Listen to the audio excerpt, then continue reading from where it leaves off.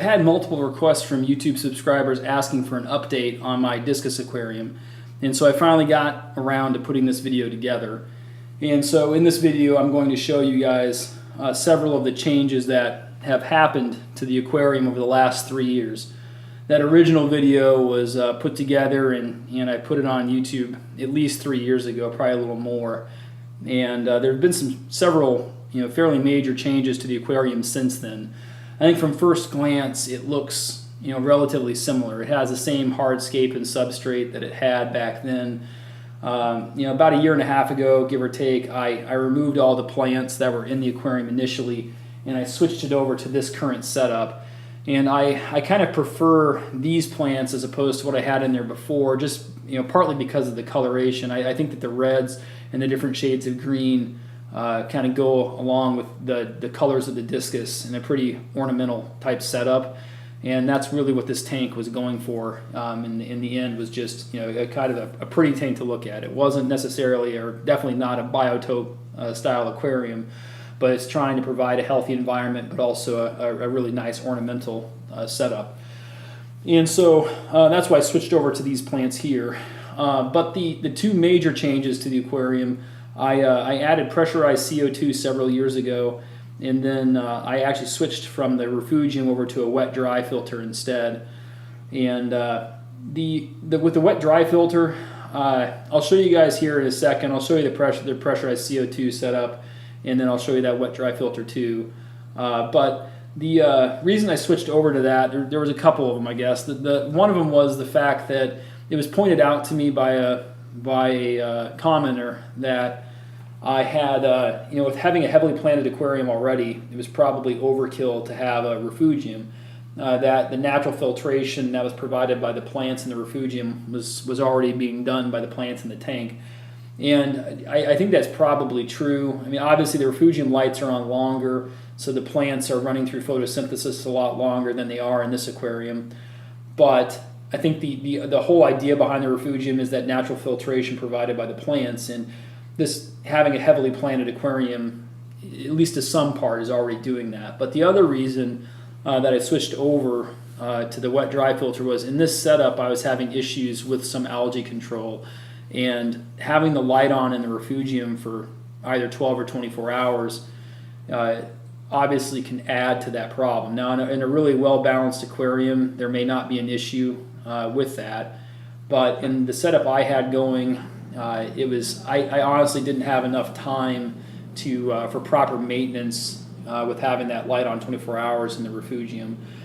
And so I switched over to the wet-dry filter. I run these lights for about 6 hours a day. In fact, the setup that you're seeing right now, there's 2 lights on there. It's the same 2 lights that I have from the initial video, but there's kind of a red heavy light, and then there's a more of a planted LED light there too. And the combination of those 2 lights are only on for about 2.5 or 3 hours a day, and then just the planted light is on by itself for a total of 6. And so really I'm trying to limit the amount of light, and I would strongly recommend that to you. The first thing you do, and I can put a video together about this as well, but if you're having issues with algae control, the first thing, step 1 to that, outside of just good tank maintenance, step 1 is reducing the amount of light. Almost every hobbyist has the lights on in their aquarium for too long, and that in turn leads to problems with algae. So you really want to eliminate the amount of light that you have in your aquarium. So obviously if it's by a window, that's an issue, but also if you have your lights on for 10 or 12 hours a day, that can really exacerbate any algae problems. And so those are really the 2 reasons that I switched over to the wet-dry filter. I think the wet-dry filter, it oxygenates the water really well. It's a really good filtration system, and it kind of replaces their refugium, and I think it does a great job. But I'll show you guys a couple of angles here of the pressurized CO2 system and then the wet-dry filter as well. It's fairly standard CO2 setup. I have the CO2 canister and regulator inside the cabinet, and then I actually have kept that Flore 306 filter from the original video, and I'm running a CO2 reactor through that. And so if you're going to run pressurized CO2, I would recommend doing something similar where you can at least help to minimize the waste of the CO2. If when you're setting stuff up inside the aquarium too, having the CO2 diffuser, or excuse me, the CO2 reactor attached to the Fluval 306 allows you to keep the components inside the aquarium to a minimum. And so obviously if you're going for a setup that's as clean as possible, that has a really good ornamental look, then you want to leave as much stuff out of the tank as you can, from tubes and other components. And so in this setup here, at least, you can see the CO2 regulator and the CO2 canister, kind of where I have that set up. I will do a separate video on pressurized CO2 at some point here in the future, and we'll hope to kind of give you guys pros and cons to it. It can definitely be done in a very safe manner. If there's any concern, sometimes you'll see horror stories about running pressurized CO2, especially with expensive fish like discus. But if it's done properly, there's really no risk involved. And so, as long as you gradually increase the amount of CO2 you're putting into the aquarium and watch for signs of stress in the fish, if you're using a pH monitor to help shut it off in case for whatever reason you're releasing more CO2 than you expect. There's ways to set safety checks that will prevent that risk of overdoing it with CO2 and killing the livestock in the tank. And so also on this view here, you can see the left side of the wet-dry filter. So you see the water trickling down over all the biomedia. And then on the other side, I'll show you real quick here. But I was able to, by using the wet-dry filter instead of the refugium, I was able to fit the heater into the sump. And that allows, obviously, one other thing to come out of the tank to make it look cleaner. So that has changed as well. I'm still using the same pH monitor that I was using before. I'm just now using that to help with gauging CO2. And so on this view, again, it's a little bit low light, but you can see the right side to the wet-dry filter. And on that side, I have the heater. It's a digital heater, which is nice. It allows you to really control the temperature in the aquarium. Very easy to use. I strongly recommend. I'll put a link below in the description to all of the products I'm using with the current setup. So if you want to research them yourself, you can. If you want to use them, you can. Obviously using a wet-dry filter that's already like one that you purchase off the shelf has the advantage of just the ease of using it. It's already been designed, it's already been built for you, so you just literally plug it in or set it up. But you can certainly build your own wet-dry filters. I've done that in the past, and they're not difficult to do. They can take a little bit of time, but they're not really that difficult to do on your own.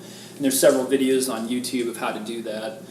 And then there's still the return pump there, the green tubing running out of the wet-dry filters going back up to the aquarium, just like in the first how-to video. But this is at least the two big changes are the wet-dry filter and the pressurized CO2.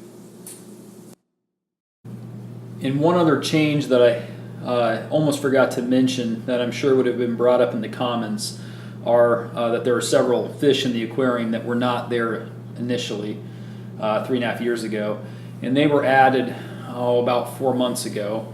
And what had happened is I had another aquarium here in the house that I was breaking down, and I really didn't have anywhere else to put them.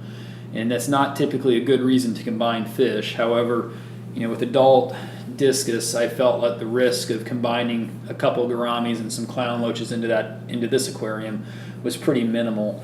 And so what I did is I set up a quarantine tank for about 4 weeks and used Paragard in that tank. And then after that time, over that time, I actually gradually increased the temperature in the quarantine tank until it was at the same level as the discus tank.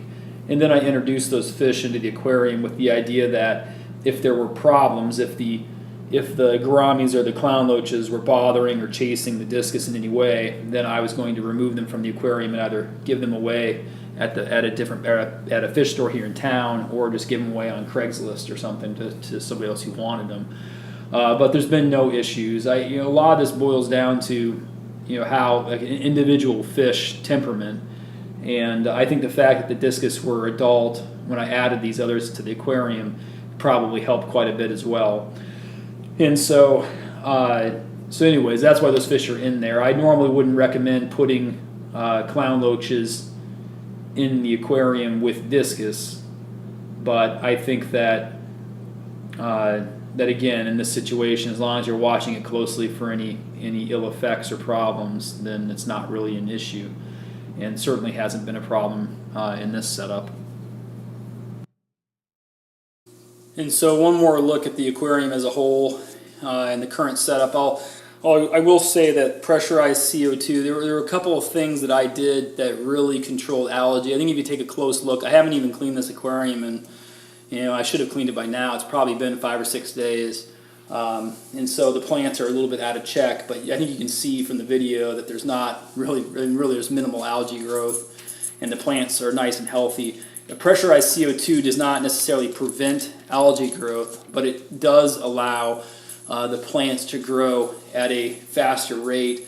You usually get increased coloration from the plants, and just having healthy plants that are growing at a fast rate will allow you to hold your algae in check a lot easier. And so I do use EI dosing with fertilizers in this aquarium as well, and that has changed, I guess, as well. I think the original video I wasn't using any of that stuff, but I am using EI dosing for fertilizers, add some iron, some trace elements, that type of stuff, and then there's the pressurized CO2 as well. And by following that with trimming the plants and keeping them at least as healthy as they can, they do grow quickly, and it's held algae significantly in check. And so I'll add a couple of videos here at some point, hopefully pretty soon, about pressurized CO2. I can make one about EI dosing and fertilizers in general, plant health, and then I will redo that how to set up a discus aquarium, kind of make it more up to date, and try to clarify some of the I wouldn't even say mistakes, but some of the areas that I made in the original video that I would have liked to have done over again. So I'll put that stuff together. If you guys have any comments or questions, feel free to put them below, and I'll try to get back to you as quick as I can. And thanks for watching.